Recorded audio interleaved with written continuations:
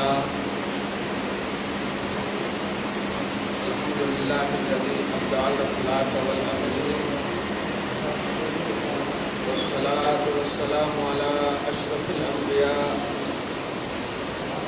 سيدنا مولانا محمد وآله وأصحابه أجمعين أما بعد أعوذ بالله من الشيطان الرجيم بسم الله الرحمن الرحيم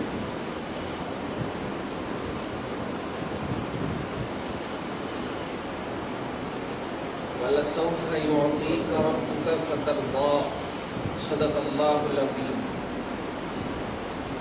وصدق رسوله النبي الأمين المتين الكريم ونحن على ذلك لمن الشاهدين والشاكرين والذاكرين والعابدين والمطمئنين إن شاء الله تعالى إلى يوم الدين سبحانك لا علم لنا إلا ما علمتنا إنك أنت العليم الحكيم صدق الله العظيم.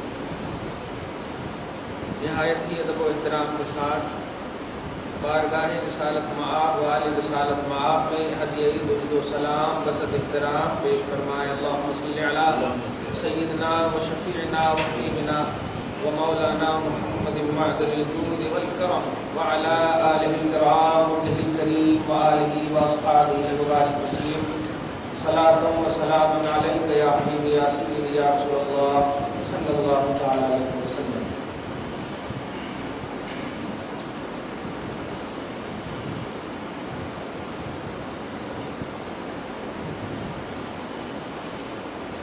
عظمت اہل بیت اطہار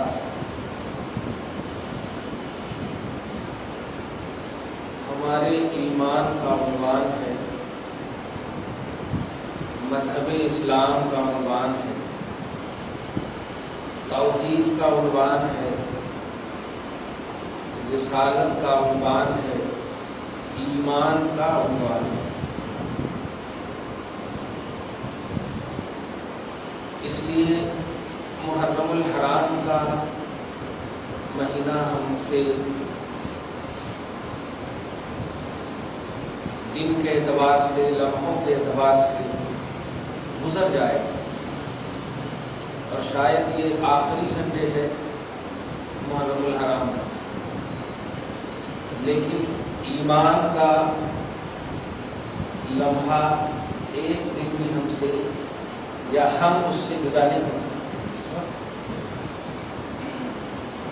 اور اہل بیت اطہار کی عظمت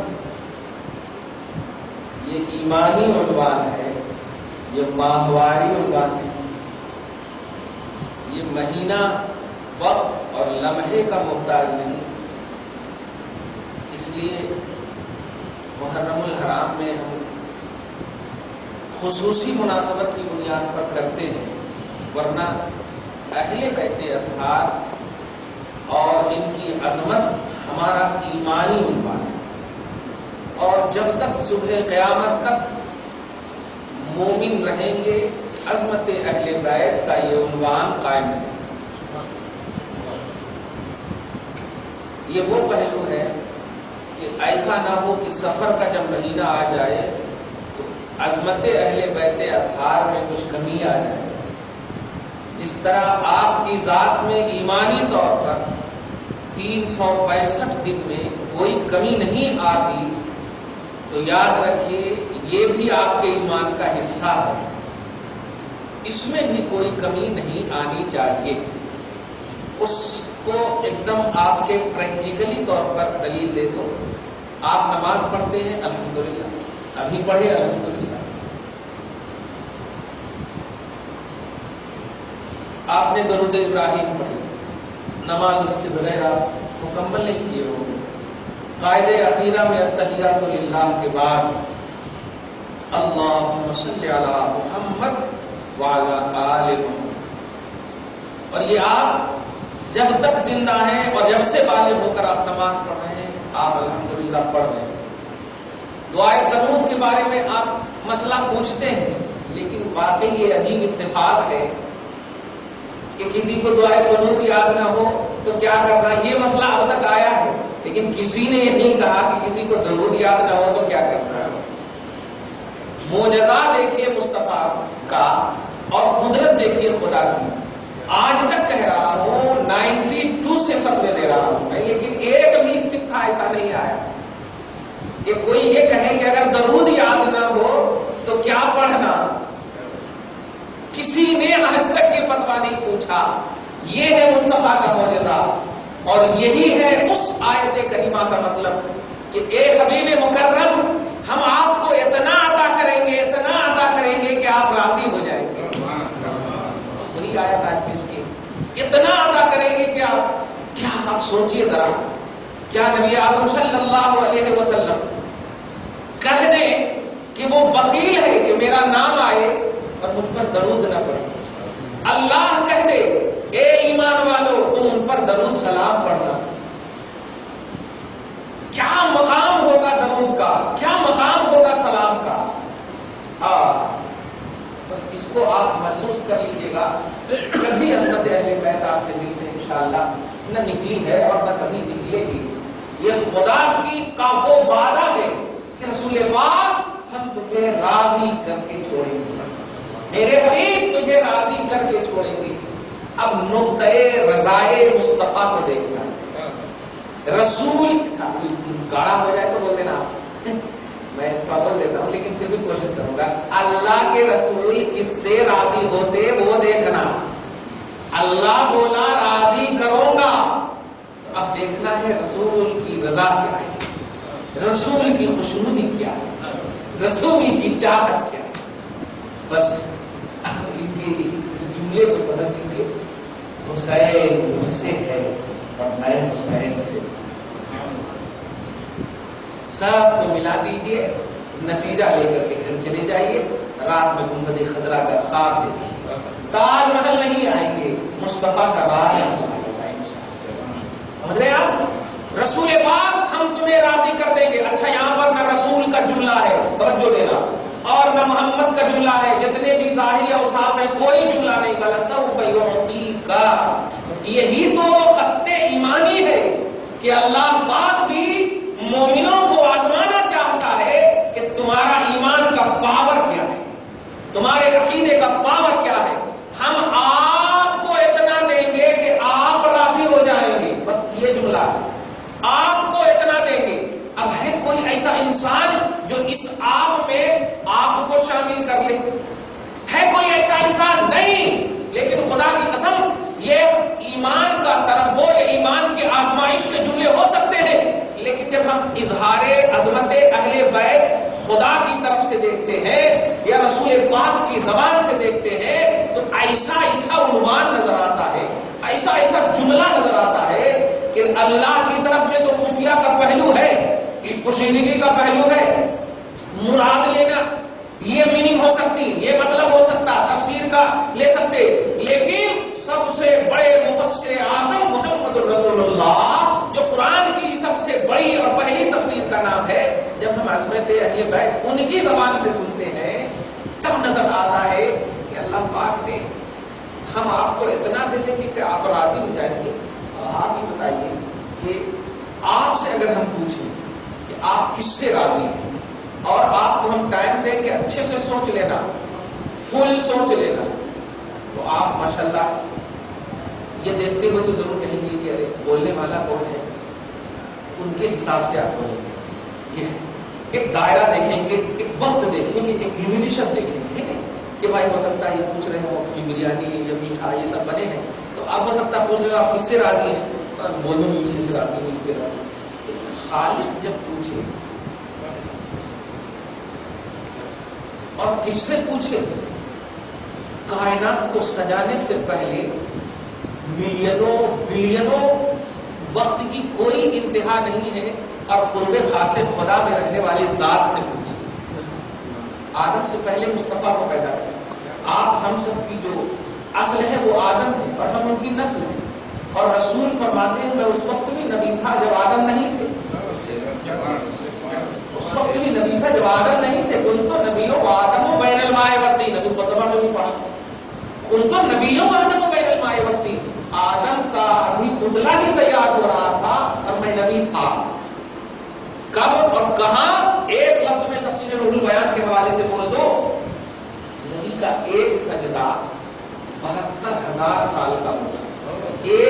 لازم، اور وہ بھی سجدہ کے ابھی میں اس کی حد نہیں بتاؤں گا.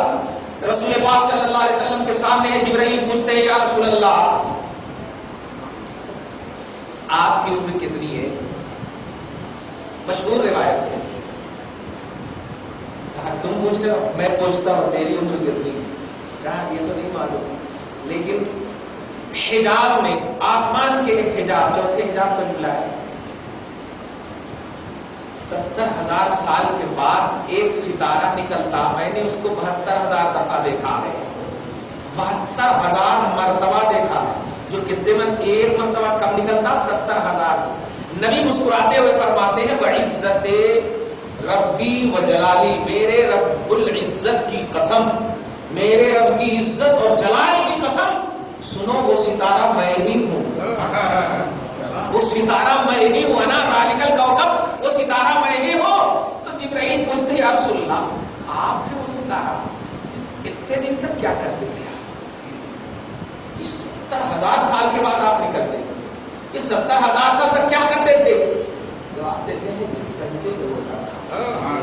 جب سجدے سے سر اٹھاتا تو میرے جمال اور خوبصورتی کو دیکھتے اور تم یہی کہتے کہ وہ ستارہ.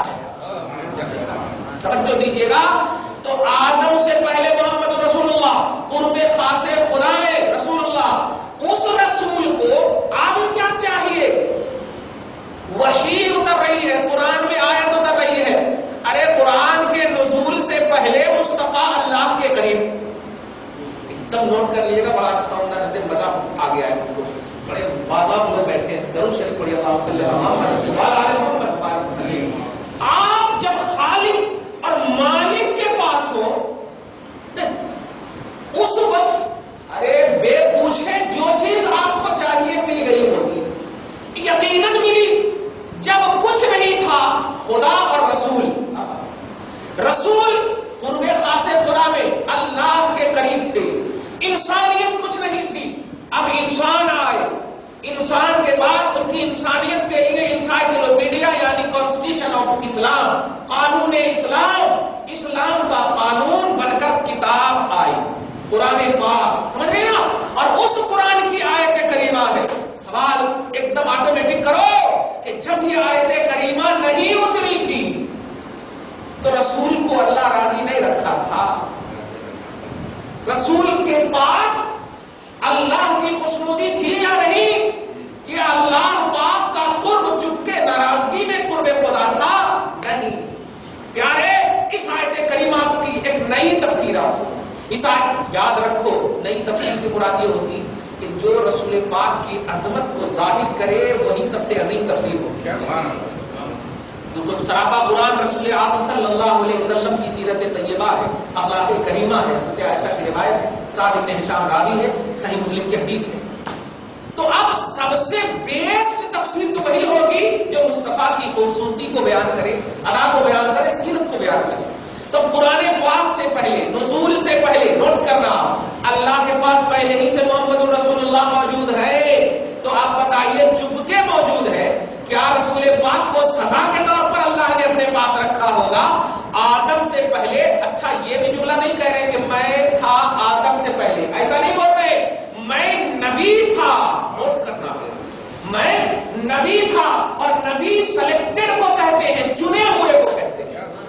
نبی چنے ہوئے کو کہتے ہیں، یعنی اللہ کا انتخاب ہو، اللہ کا سلیکشن جس پر ہو، اللہ جس کو چنا ہو، اللہ جس کو پسند کیا ہو، اس کو نبی بولتے ہیں. تو اللہ کا رسول کیا کہہ رہا ہے؟ آدم سے جب پہلے سلیکٹڈ تھا، آدم سے پہلے مقبول تھا، محبوب تھا، مقرب تھا. یہ سب نبی کے اوصاف اور کمالات کے پہلو ہیں. تو اب آپ بتائیے، جب آدم علیہ السلام کی نسلوں میں ظاہری طور پر محمد رسول اللہ تشریف لاتے ہیں تو وَلَسَوْفَ يُعْطِيكَ رَبُّكَ فَتَرْضَىٰ، جب یہ آیت قرآنیہ 23 سال کی عمر پاک میں یہ ایک آیت اترتی ہے.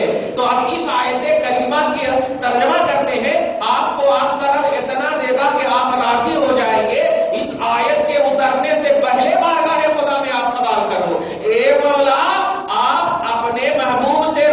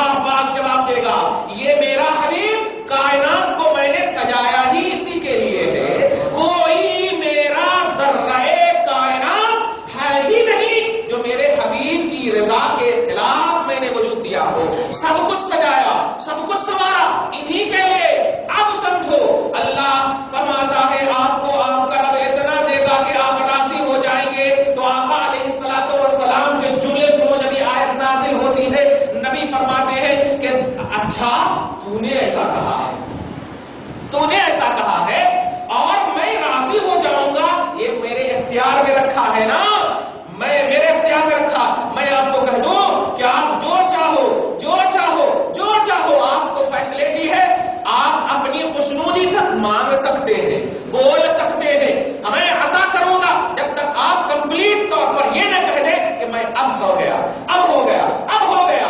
یہی پہلو سے اب خالد فرما رہا ہے محمد رسول اللہ سے، اے حبیب مکرم ہم آپ کو اتنا دیں گے کہ آپ راضی ہو جائیں گے.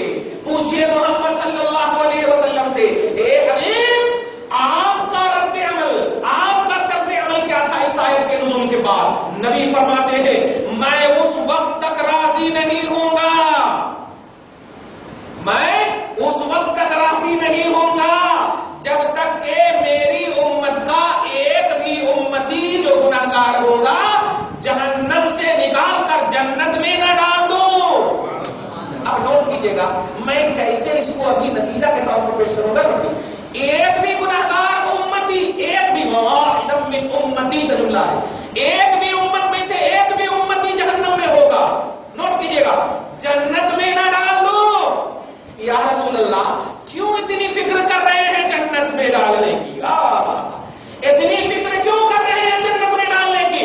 سنو جناب مصطفیٰ کا، مجھے میرے رب نے کہا ہے راضی کر دوں گا، راضی کر دوں گا، اور میری رضا اور میری خوشنودی میرے نواسے بیٹے حسن اور حسین میں ہے. تو میں چاہتا ہوں کہ میں اپنے حسین کے تحت اور قیادت میں اتنے لوگوں کو ڈال دوں کہ میرا یہ حسین بھی راضی ہو جائے، میرا یہ حسن بھی راضی ہو جائے. تو جنت میں جہنمی کو نکالنے کی سب سے بڑی وجہ یہ ہے کہ اس جنت کا لیڈر میرا نواسا ہے، اس جنت کا قائد میرا نواسا ہے. یہ اصل وجہ ہے. درود شریف پڑھ اللہ صلی اللہ محمد وعلی آل محمد. کیا جانتے ہیں یہ نسبت کا کمال ہے. ان بیٹھے بیٹھے اشعار پڑھ رہے تھے، حسین مجھ سے ہے میں حسین سے ہوں. کمال ہے.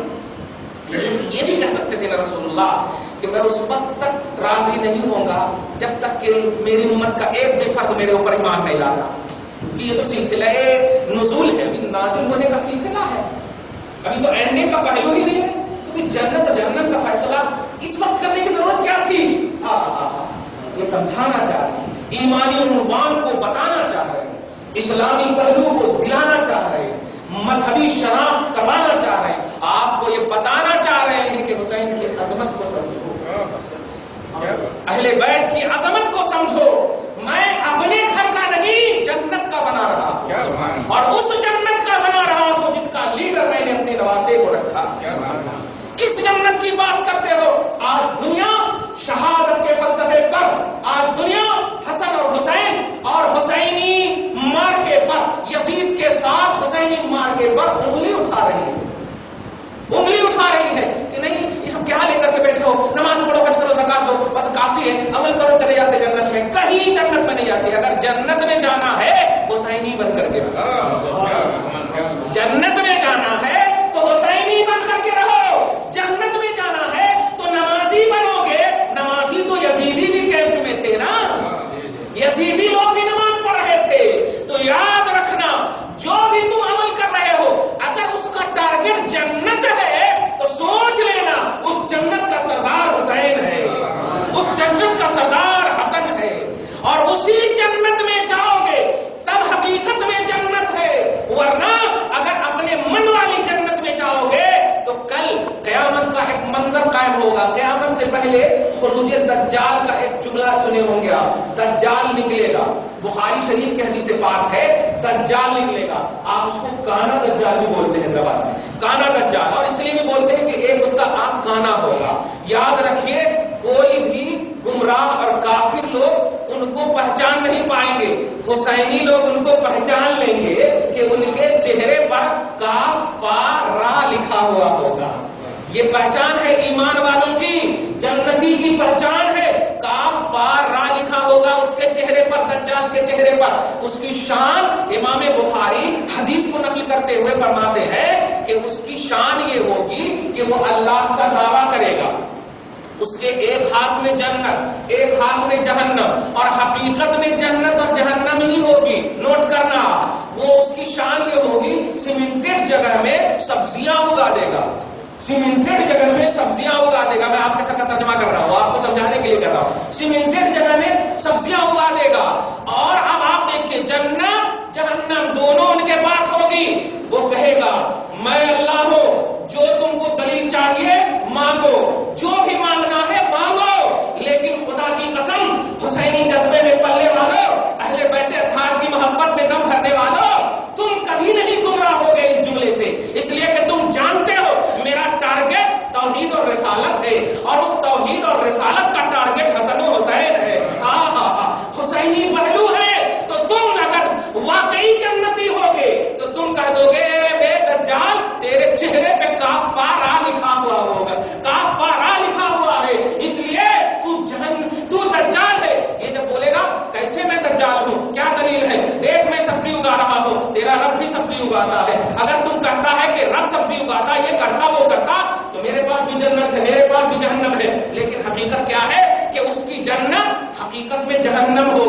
اور اس کی جہنم حقیقت میں جنت ہوگی. اگر آپ نے ان کو نہ مانا اور یقیناً نہیں مانو گے, اللہ سے دعا ہے حسینیت پر آپ کا ہمارا خاتمہ ہو. تو آپ نہیں مانیں گے, تو جب نہیں مانیں گے تو وہ اپنی جہنم میں ڈال دے گا جو در حقیقت جنت ہوگی. جیسے نمرود نے اپنے آگ میں ڈالا تھا جو در حقیقت گل خدا تھا, گلزار خدا تھا, اللہ کا باغ تھا. تو یہ لوگ جو آپ کو اور ہم کو یہ بتانا چاہتے ہیں, توجہ دینا, یہ بتانا چاہتے ہیں کہ ارے کیا لے کر بیٹھے ایک دم ایزی انداز میں. پہلے تو یہ سب سے پہلا ٹارگٹ آپ سمجھ لیجئے گا کہ ہماری ایمانی زندگی کا عنوان اور ٹاپک رسول پاک صلی اللہ علیہ وسلم کی ذات پاک ہے. ہم مومن ہیں اپنے رسول کی وجہ سے, ہم مومن ہیں. خدا تو اول اور آخر کب سے ہے یہ سب پہلو ہی نہیں اس کے پاس ہے نا, لیکن مومن کا جو پہلو ہے وہ صرف محمد الرسول اللہ کی وجہ سے. اس کا کیا مطلب ہوا کہ ہمارے ایمان کا کی بنیاد, ہمارے ایمان کا جو مرکزی پہلو ہے وہ رسول پاک ہے. یہی وجہ ہے کہ لوگ رسول کا انکار کرتے تھے اور آیت اترتی کہ جس نے رسول کا انکار کیا ان کے لیے دردناک عذاب ہے. اس طرح کی آیت, جس نے رسول کو نہ مانا وہ جہنمی ہے, جس نے رسول کو اذیت پہنچائی عذاب مہین میں وہ مبتلا ہوں گے, ذلیل ذلت کا عذاب دیا جائے گا. صرف رسول کو تکلیف کیوں؟ اس لیے کہ پارہ نمبر 25 کے آیت کریمہ پڑھا نوٹ کیجئے. اللہ سبحانہ فرماتا ہے ما کان اللہ لبشر ما کان لبشر ان یکلمہ اللہ الا وحیا او من وراء حجاب اور یرسل رسولا. یعنی اللہ پاک کی یہ شان ہی نہیں ہے کہ وہ عام انسان سے بات کرے, یا یوں کہو اللہ تبارک و تعالی ڈائریکٹ کسی سے بات کرتا نہیں, یہ اس کی شان ہی نہیں ہے. وہ بات کرتا ہے تو یا تو وحی والے انسان محمد رسول اللہ یعنی انبیاء کرام سے ہے, یا پھر فرشتے سے بات کرتا. بس انسان سے بات نہیں کرتا. توجہ دیجیے گا, انسان سے بات نہیں. پارہ نمبر 25 کی آیت ہے. ایسا نہیں کر سکتے جو ڈائریکٹ کا جو عقیدہ رکھتے ڈائریکٹ ماننا کرتے, ڈائریکٹ ماننا کرتے. دیکھ بات, ڈائریکٹ ماننا کرتے اس کو آپ مذاق کا پہلو مت بناؤ. اللہ خود فرما رہا تیری شان ہی نہیں ہے کہ تو مجھ سے بات کر. ما کان لبشر, کسی انسان کی یہ شان ہی نہیں ہے ان یکلمہ اللہ کہ اللہ ان سے ڈائریکٹ کلام کر لے. ڈائریکٹ کلام کن سے کرتا ہے؟ الا وحیا, اس ذات سے جس ذات پر وحی الہی اترتی ہے, یعنی نبی سے بات. اب آپ کیا ہے تو اللہ اپنا میں سے, اللہ اپنا سب کچھ, اللہ اپنی عطا, اللہ اپنے احکام, گویا کہ اللہ سے جو چاہیے اس چاہت کا مرکز نبی ہے. اور آپ امت محمدیہ ہے تو صاف کہو اس چاہت کا مرکز آپ کے نبی محمد رسول اللہ ہے. تو اب آپ بتائیے اللہ بات کرتا سب سے نہیں, اللہ بات کرتا نبی سے, اور نبی آپ کے محمد ہے, اللہ نبی سے. تو اے اللہ جب انسان سے تو بات نہیں کرتا تو پھر انسان کہاں جانا, انسان کہاں جانا؟ اگر ہم اپنی آتما کو تڑپتے ہوئے آتما کو سکون دینا چاہیں تو کہاں جانا؟ پروردگار عالم نے اس کا بھی حل بتا دیا. اے لوگوں, اگر تمہیں میری مغفرت, میری عطا, میری بارگاہ کی مقبولیت اور محبوبیت چاہیے تو میں بات کرتا ہوں ان سے, تو بات کر لے ان سے, تو بات کر لے ان سے. تو اپنا پہنچا ان کے پاس, تیری پہنچ مجھ تک ہو جائے گی. وَلَوْ أَنَّهُمْ إِذْ ظَلَمُوا أَنفُسَهُمْ جَاءُوكَ فَاسْتَغْفَرُوا اللَّهَ وَاسْتَغْفَرَ لَهُمُ الرَّسُولُ لَوَجَدُوا اللَّهَ تَوَّابًا رَحِيمًا. سورہ نساء کی آیت نمبر 64 میں کیا مطلب ہوا؟ اللہ کی یہ شان نہیں کہ آپ سے بات کریں. اب تو ڈائریکٹ کا جو عقیدہ رکھتے ہیں وہ اللہ تک پہنچ ہی نہیں سکتے, کیونکہ اللہ نے ڈائریکٹ آپ کو کہہ دیا. ارے جب ہم اللہ تعالیٰ ڈکلیئر کر دے کہ میں بات نہیں کرتا تو پھر آپ ضد کریں گے, ایسا ہو ہی نہیں سکتا. یہ تو آرڈر کے خلاف کر رہے ہیں.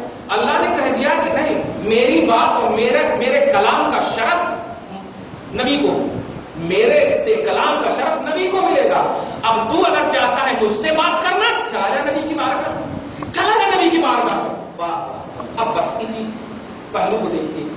جو کوئی بھی نبی سے ریلیٹڈ چیز کو ایزی سمجھ رہے, توجہ دینا, اس سے آپ کو مکمل سمجھ لینا چاہیے کہ وہ خدا کی بات نہیں کر رہے، وہ توحید کی بات نہیں کر رہے.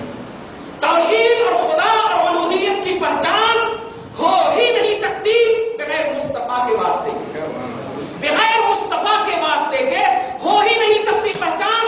تو اب اگر کوئی ڈائریکٹ خدا کے لیے عبادت، ڈائریکٹ اللہ، ڈائریکٹ اللہ، ڈائریکٹ اللہ، لا الہ الا اللہ، اللہ اللہ، صرف اللہ کا نعرہ لگا رہے، پوچھو کہ اے بندو تم کس اللہ کی بات کر رہے ہو؟ تم نبی تو نہیں ہو، اور اللہ انسان سے بات ہی نہیں کرتا، تو تو کس اللہ سے بات کر رہا ہے؟ کس اللہ سے بات کر رہا ہے؟ جو اللہ تجھ سے بات کرنا ہی نہیں چاہتا، وہ اپنی شان بنا لیا ہے کہ میں عام انسان سے بات نہیں کروں گا، بات کروں گا تو اپنے حبیب نبی سے بات کروں گا، اپنے نبی سے بات کروں گا. تو جو بندہ بھی ڈائریکٹ اللہ سے بات کرنے کی بات کرتا، سمجھ جائیے کہ وہ اللہ سے بات ہی نہیں کرنا چاہتا، وہ توحید کے خلاف کر رہا ہے. اور جو کوئی انڈائریکٹلی، توجہ دینا، انڈائریکٹلی واسطے مصطفیٰ کے ذریعے سے خدا تک پہنچنا چاہتا ہے، وہی در حقیقت توحید کا جام پیے ہوا ہے، وہی در حقیقت مومن کامل ہے،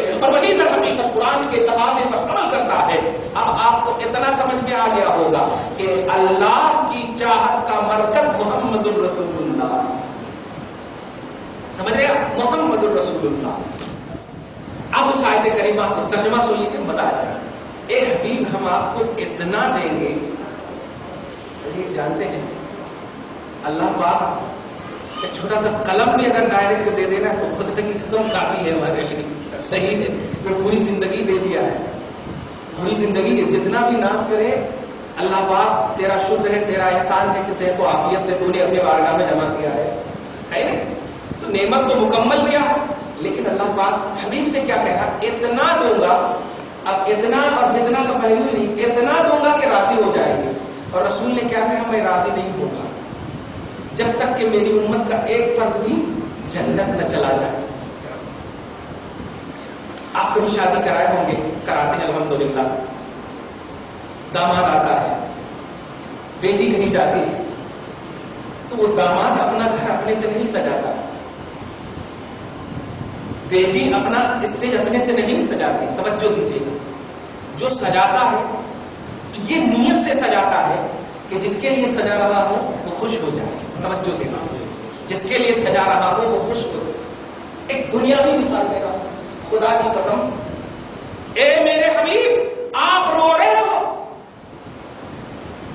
صحرا میں رو رہے ہو، جنگل میں رو رہے ہو، بیابان میں رو رہے ہو، سفر میں رو رہے ہو، حضر میں رو رہے ہو، ہر طرح سے رو رہے ہو. یہاں تک کہ جب معراج میں گئے تو جبرائیل سے پوچھ رہے ہیں، جبرائیل تیری کوئی خواہش ہے تو بتا.